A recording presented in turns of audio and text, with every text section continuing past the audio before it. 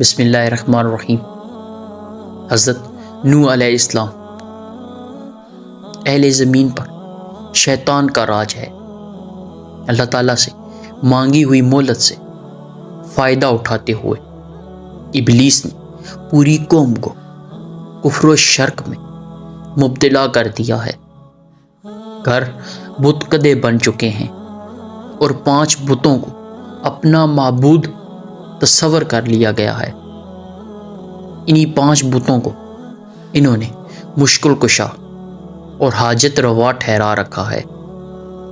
لوگ انبیاء سابقین یعنی حضرت آدم علیہ السلام، حضرت شیس اور حضرت ادریس کی تعلیمات کو یکسر بھلا چکے ہیں۔ حضرت ادریس علیہ السلام نے تو ان کی بڑھتی ہوئی کافرانہ حرکتوں کے سبب ان سے جہاد بھی کیا تھا، جس کا وقتی طور پر فائدہ بھی ہوا اور لوگ واپس دین حق کی جانب پلٹے۔ لیکن اب تو حضرت ادریس علیہ السلام کو بھی وفات پائے سینکڑوں برس گزر چکے ہیں۔ اولاد آدم کی نافرمانیوں اور شیطان کی مکاری اور عیاری نے کرۂ ارض کو کفر و شرک، برائی اور بے حیائی کی غلاظتوں سے بھر دیا ہے۔ ابلیس اپنی کارکردگی پر بہت خوش ہے اور ادھر آسمانوں میں فرشتے اہل زمین کی مدہوش حالت اور شیطان کی کامیابی اور اس کے مکروہ فریب پر حیران بھی ہیں اور پریشان بھی۔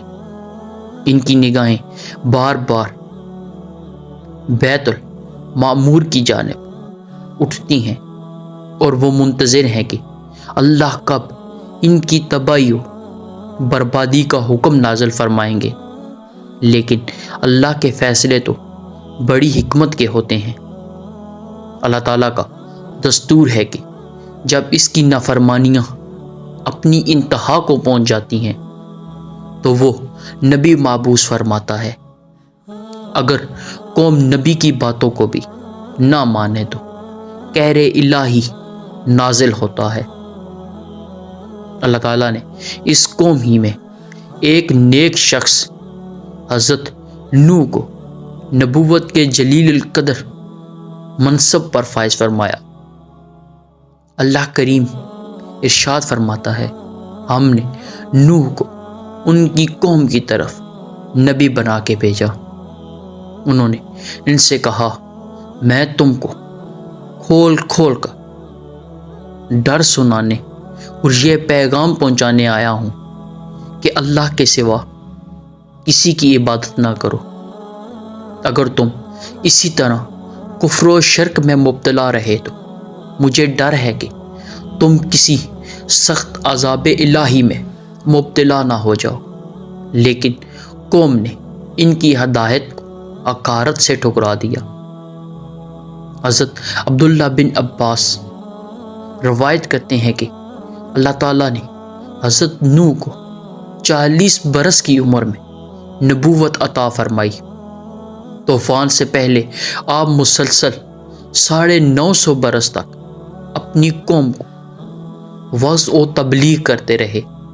قرآن کریم میں اللہ تعالیٰ نے ارشاد فرمایا، اور ہم نے نوح کو ان کی قوم کی طرف بھیجا تو وہ ان میں 50 برس کم 1000 برس رہے۔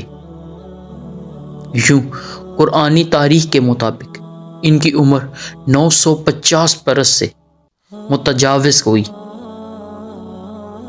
قوم کی بے راہ روی اور مصائب کا حضرت نوح طویل عرصے سے ہمہ وقت تبلیغ دین میں مصروف رہنے کے باوجود اپنی قوم کی بے راہ روی پر بڑے دل گرفتہ رہتے۔ ان کی قوم انہیں طرح طرح کی اذیتیں دیتی، ان پر مصائب کے پہاڑ ڈال دیتی، لیکن وہ صبر کرتے اور اللہ ان کے لیے دعائے خیر کرتے رہتے۔ حضرت ابن عباس روایت کرتے ہیں کہ نبی کریم صلی اللہ علیہ وآلہ وسلم نے فرمایا، کسی نبی کو اپنی قوم کے ہاتھوں اتنی تکلیف اور اذیت نہیں پہنچی جتنی حضرت نوح علیہ السلام کو اپنی قوم کے ہاتھوں برداشت کرنا پڑی۔ کافر ان کو ڈراتے، دھمکاتے اور تبلیغ سے باز رکھنے کے لیے اتنا مارتے کہ وہ بے ہوش ہو جاتے۔ کبھی ان کے گلے میں پھندا ڈال کر بازاروں میں گھسیٹتے پھرتے۔ حضرت ابن عباس سے ایک اور روایت منقول ہے کہ ان کی قوم انہیں اتنا مارتی کہ وہ گر جاتے تو ان کو کمبل میں لپیٹ کر کسی مکان یا ویرانے میں ڈال دیتے اور سمجھتے تھے کہ وہ انتقال کر گئے ہیں، مگر پھر جب ان کو ہوش آتا تو دوبارہ اپنی قوم کو راہ حق کی طرف بلانے میں مصروف ہو جاتے۔ بارگاہ خداوندی میں شکر گزارتاً حضرت نوح علیہ السلام کی تبلیغی جد و جہد 950 سال تک جاری رہی۔ رات کی تنہائیوں میں آنسوؤں کے سمندر کے دوران اپنے رب سے قوم کے لیے دعائیں کرتے، اے میرے پروردگار، میری قوم نادان ہے، ناسمجھ ہے، اسے معاف کر دے۔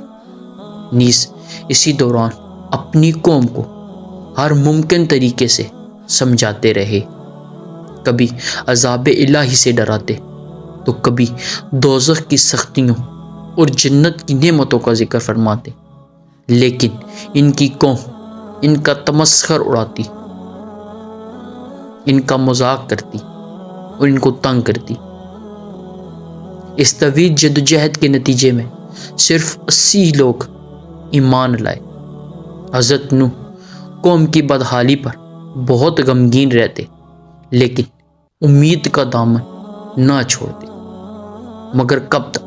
آخر کار طویل اور سخت ترین کاوشوں کے بعد وہ لمحہ آ ہی گیا جب آپ قوم سے مایوس ہو کر اپنے رب کے سامنے پیش ہو۔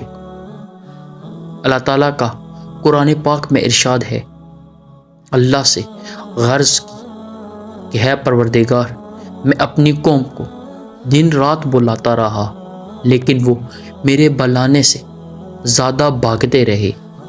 میں نے جب کبھی بھی انہیں تیری بخشش کی طرف بلایا، یعنی توبہ کی جانب، تو یہ اپنے کانوں میں انگلیاں ڈال لیتے، اپنے چہروں کو کپڑوں سے چھپا لیتے اور ضد، تکبر اور غرور کرتے۔ میں نے ان کو اعلانیہ، خفیہ غرض ہر طرح سے سمجھایا، لیکن یہ نہیں سمجھتے۔